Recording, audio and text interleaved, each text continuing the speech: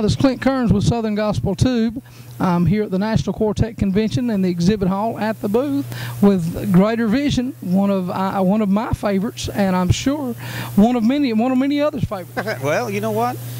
We have a lot in common because we're one of my favorites. Great. Now, you guys have been nominated again for Artist of the Year. That's what I was told. Yeah. Yeah.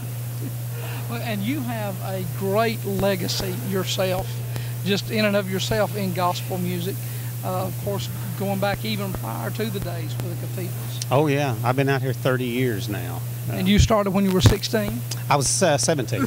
17. That's true. So that was 30 years ago, 1981. Wow. Well, I really was I thought you were like 35 years old. Me now? Lord, no. I take it. Well, brother, those days prior to the cathedrals, my mind is skipping a beat. I want to say Dumpling Valley. You're exactly right. Yeah, I was with them 5 years.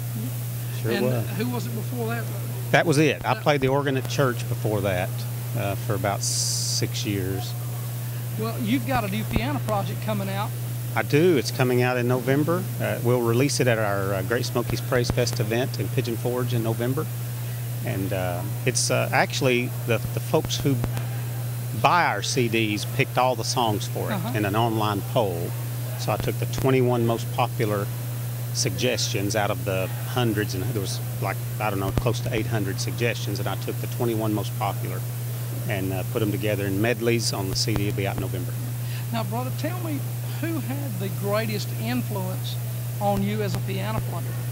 Honestly, a fellow by the name of Larry Goss, who is a great arranger. I think I've heard of him. Yeah, he's a great arranger and a great producer. And my mom played the piano at our church. She taught me my first song, but I didn't really get interested in learning to play until I heard Larry Goss play on a Lefebvre's album back in the 70s. And then I started trying to find anything I could with Larry playing on it.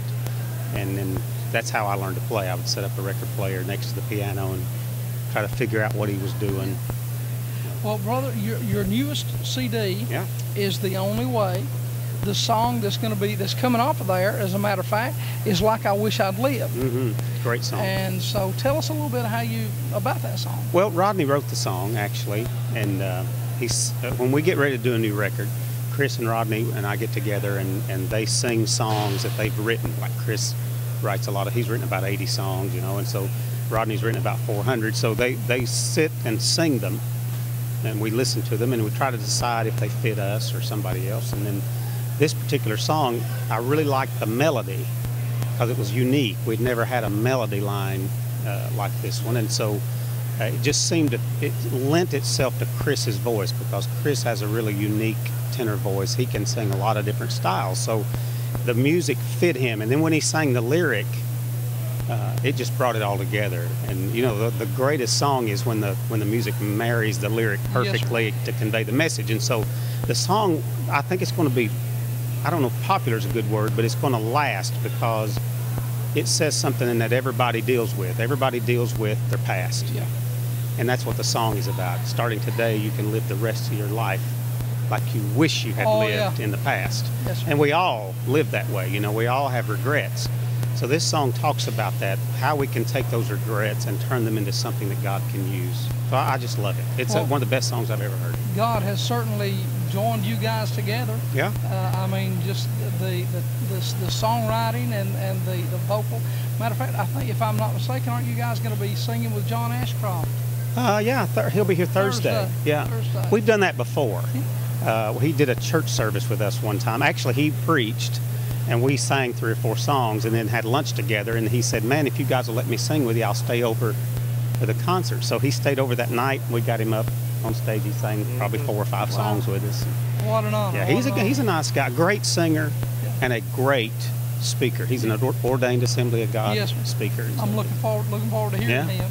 And you guys do a lot of stuff with Charles Stanley as well. We do, and he'll be here on Saturday. So we've worked with him for more than 20 years, all over the world, and so he's just been a great blessing to us, great friend.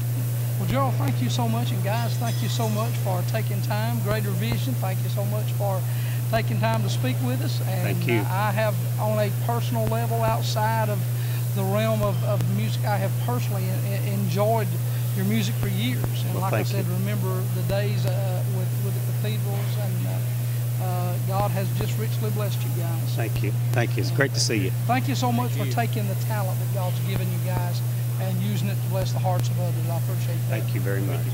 Thank you, brother.